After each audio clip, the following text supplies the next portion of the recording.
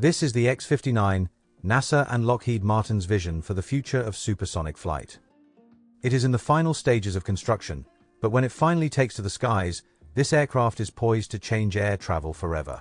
The team behind the X-59 wants to do the seemingly impossible: fly an aircraft that breaks the sound barrier without creating an explosive sonic boom for everyone on the ground.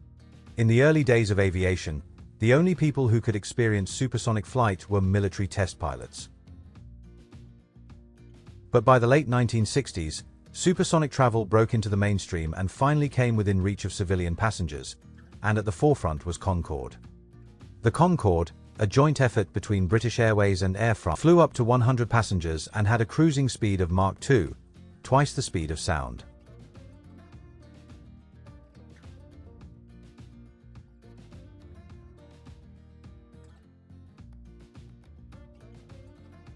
NASA is on a new quest for quiet supersonic technology. It recruited Lockheed Martin to build a brand new low-boom aircraft using breakthroughs in aeronautic design, material science, and computational modeling.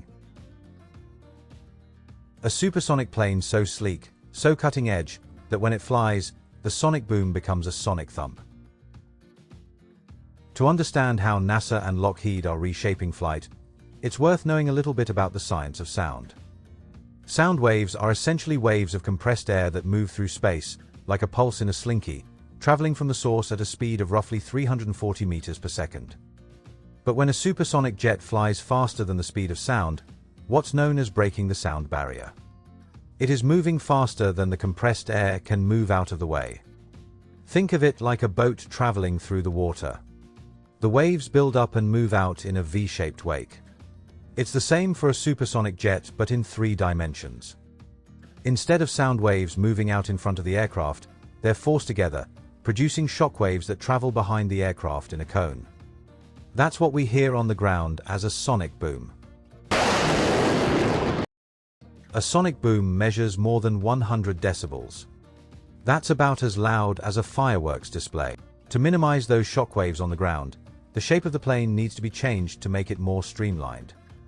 At just under 100 feet long, the X-59 is shorter than the Concorde, but more streamlined and with a much longer nose. The wings are swept back to reduce drag, and there's no cockpit canopy sticking up at the front of the plane.